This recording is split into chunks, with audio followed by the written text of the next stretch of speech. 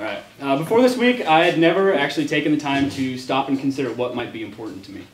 I figured the easiest way to figure it out would probably be to know what I do when I'm bored. What do I go to automatically when I don't have anything else to do? And immediately 3 or 4 things came to mind, and I was like, oh, I'll doodle. I'll play my guitar, I'll read a book, or I'll look up useless information on the internet from sites that I'll probably never remember the name of. But alone, these things didn't really have any significance. They were kind of just things that I did, and I didn't really, I didn't hold them in any special place in my heart, or they weren't really significant to me at all. And then, so this whole week, it was kind of just playing around in my mind, like, what about these 4 things is really significant to me? And today I was driving to my optometrist appointment, actually, and it kind of struck me because I was stopped at a light behind this lady who had live cats in her car. And there was a few of them sitting in the back window just watching me. And immediately my mind just started to run with it, and I started thinking about Cinderella and Snow White, and this woman was probably a lot like them because she probably goes home and sings to her cats and they all wash the dishes together, And so I created this whole alternate personality for this person whose name I didn't even know, although I like to call her Bridget. I just feel like it fits. And so I was like, oh my gosh, it's imagination. So my imagination is what makes me who I am. It's the combination of all the 4 things I mentioned earlier. It's what's at the core of all of them.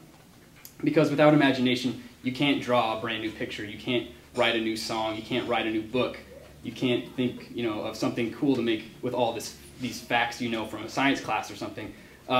Because imagination really is what creates everything we have.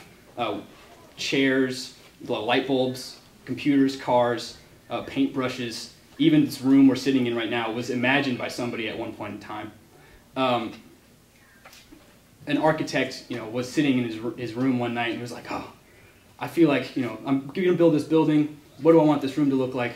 And this is what he imagined, or she, depending on whether it was a male or female. But so this room is kind of my prop.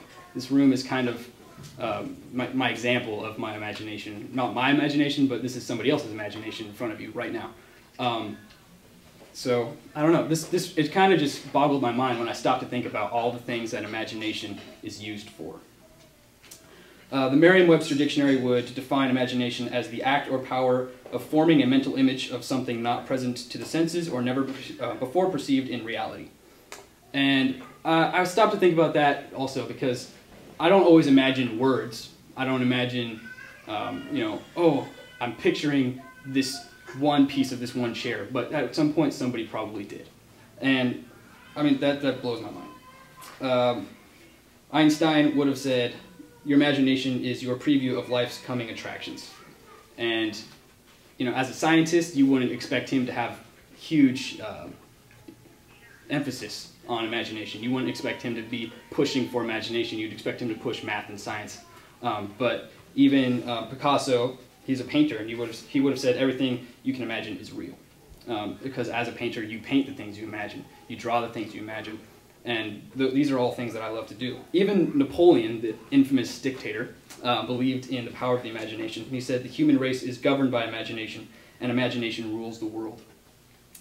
So there has to be something important to our imaginations, and there has to be a reason that we were given imaginations, that we're not just robots. And I feel like that imagination almost has a lot to do with our free will.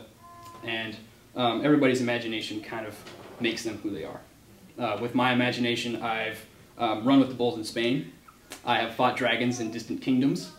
I've played chess with men who are thousands of years old. And I found treasures in deep oceans. And actually, when I was in 4th grade, my best friends were aliens I made up from the planet Pluto. So, I don't know. I was always kind of a weird child. And people always told me that I needed to come back to Earth and that I needed to join the rest of the class. Because, I was making things up and I wasn't doing my work and I was just kind of spacing out.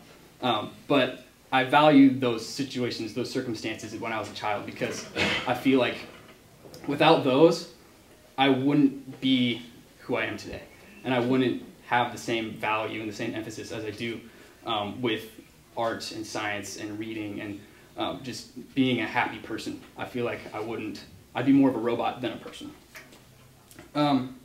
And people might say that your imagination, like I value my imagination because I use it as an escape from reality and responsibility, and I'm not tending to the things I need to be tending to. But I would argue that my imagination is a lens which I see through. It's my perspective on the world. Like, I could picture a herd of sheep coming into this room right now and just sitting around and everybody kind of petting a sheep, but nobody else would see that except for me. So I see my imagination as a way to customize the world to the way I want it to be, and the way I want it to be with God. So that's my presentation. Gosh!